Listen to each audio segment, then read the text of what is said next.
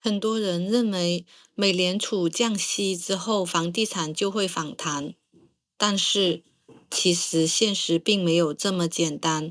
虽然美联储已经降息很多次，这30年期的抵押贷款的利率仍然徘徊在6.01%的左右，原因就是收入追不上房价。2026年为什么降息也救不了美国房市呢？过去的3年，美国的房地产市场一直处在一种非常奇怪的状态。房价看起来还算是挺稳定的，但是房子越来越难卖，买家买不起房子，卖家又不愿意卖房子，整个市场仿佛被按下了暂停键。但是现在这种僵局正在被打破。现在很多的迹象显示，2026年美国的房地产市场可能已经进入了一个新的阶段，从市场的冻结走向被迫的抛售。我们来看看美国房市正在发生的转折。为什么美联储已经连续了6次降利息，累计降了175个基点，但是市场也没有明显的好转，有些指标甚至比2008年的时候金融危机以后的恢复期还要差。主要的原因还是买家正在消失。当前美国的房地产市场有明显的变化，没有人买房了。几个买房的数据直接打破了2010年以来的记录，销售的暴跌。2026年的1月份，全美国的成屋销售环比大幅下降8.4%，年化的销售量只有391万套，这是将近4年来的最大的单月的跌幅，并且远低于经济学家预期的410.5万套。另外一个指标更加的极端，衡量合同签署量的待定房屋销售指数 （Pending Home Sales） 已经跌到70.9。这不仅是2010年该指数创立以来的最低点，甚至比2008年大衰退后的复苏期还要糟糕。买家的离场数据统计也很说明问题。今年的1月份，美国活跃的买家只有136万，这是有记录以来的最低水平。目前，全美国78%的消费者认为现在不是买房的好时机。卖家比买家多了很多。在过去的10多年，美国的房地产市场一直是典型的卖方市场，房子不愁卖。但是现在的情况开始反过来了。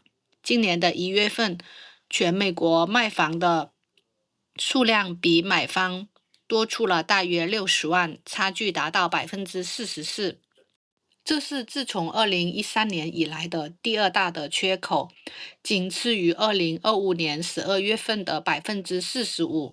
按照行业的标准，如果当卖方比买方多出10%以上，就算是买方市场。然而现在大部分的地区已经明显的进入了这个阶段，同时库存也开始的积压。目前全美国大约有122万套的房子在挂牌出售，销售的周期拉长。在迈阿密和奥斯汀，超过80%的房源挂牌2个月还没有卖出去。房地产的市场可能已经进入第二个阶段。过去的4年，美国的房地产其实经历了2个阶段。第一个阶段，2023年到2025年的冻结期，当时很多的房主的房贷的利率只有3%左右，如果是卖房再买房子，就要换成6%以上的利率，所以很多人宁愿不卖房子。这就是所谓的利率锁定的效应。locking effect。结果就是交易量越来越低，但是房价看起来还挺高的。第二个阶段就是2026年开始被迫的抛售期，目前利率的锁定期的效应正在消退，利率高于6%的抵押贷款已经越来越多了，比例已经超过3%以下的部分。主要的原因就是受到高利息的影响，84%的美国家庭根本买不起中位数房价的房子。随着交易量的减少，局部的区域房价开始的下降，再加上低利率锁定期的效应减弱，因为生活变故、负资产的压力和财务困境等等的情况，大量的卖家开始被迫入场，这意味着市场从供需两淡转向了供应增加、需求枯竭的危险境地。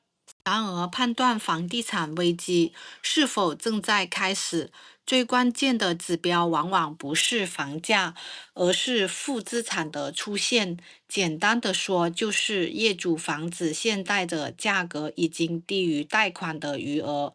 截止2025年的年底，全美国大约有110万借款人已经进入了负资产的状态。同比季增58%，随着房价继续的下跌。比如奥斯汀，相比房价最高峰的时候，下跌了27.8%。这种情况下，导致有320万的房主房屋净值低于10%，也处在风险的边缘。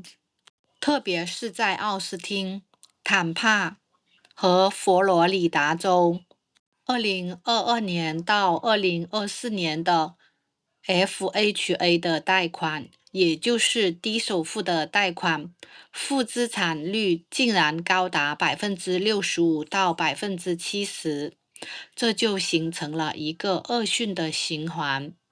有的人资不抵债，开始违约，房子被止赎，市场的供应增加，房价继续下跌，导致更多人资不抵债。指数上升通常是房地产周期进入下行阶段的重要信号。数据显示，2025年全国指数申请增加了14%，FHA 贷款的拖欠率达到11.52%，这是2021年以来最高的。而 FHA 的贷款又占了所有严重拖欠抵押贷款的52%，占指数增长额的80%。这种困境对低收入和首次购房者的打击最大，连美国财政部长贝森本人也声明，目前美国住房市场正在处于衰退当中。阳光地带开始降温。过去几年，美国的房地产涨得最快的是所谓的阳光地带，比如佛罗里达、德州。主要的原因就是因为人口的持续流入，但是现在这股红利已经彻底的透支。佛罗里达州从2022年的31万进国内转入人口下降到2025年的近2.2万人，流入的人口暴跌了93%。现在连阿拉巴马州的迁移率都排在了佛州的前面。德州也是从22.2万下降到6.7万，降幅达到70%。与此同时，佛州目前因为评估费上涨2万到5万美元，还有融资黑名单的影响，佛州的公寓中位数价格同比下跌8.1%，库存却季增35%。目前，佛罗里达州有2万套的房屋待售，比2019年的水平高出了42%，压了8个月的供应量。德克萨斯州有1.5万套的房屋，比2019年高出48%，压了7个月的供应量。但是，美国的房地产的市场有强有弱。迈阿密的卖方比买方多出159%，新泽西州的纽瓦克却还是卖方市场，卖方的数量比买方少31%。有些城市的住房还是比较稳定的，像美国的东北部和中西部，比如芝加哥、纽约等等的地方。因为库存太少，目前的价格还能维持，但是随着人口的流失和估值的过高，这些市场可能会变成下一张倒下的多米诺骨牌。从表面上来看，这些市场表现则还不错。芝加哥的房价上涨5.7%，纽约的房价上涨5%。康涅狄格州的哈特福跻身成为2026年排名第1的最热门的市场。原因就是这些区域的库存比2019年的库存还要低40%到60%。但是问题随着这些市场的估值越来越高，其实人口也在不停的流失。2025年，纽约在净流出13.7万人，伊利诺伊州流出4万人。新泽西州和马萨诸塞州也一直有人口流失，所以房价才在萎缩的市场当中略有上涨。如果人口继续减少，未来12到18个月，房价也会面临压力。目前美国房价的中位数大概是39.68万美元，并且连续上涨了31个月。按照现在的利率，能够负担得起买房的家庭，年收入至少需要11.1万美元。美国目前家庭收入的中位数只有8.3万美元，这2.8万美元的缺口就是导致了首套房的买家下降21%的原因。同时还有一个风险被很多人忽视，除了个人的住房，2026年将有9300多亿美元的商业地产的贷款到期。如果商业地产出现违约，也可能通过银行的系统影响住宅的市场。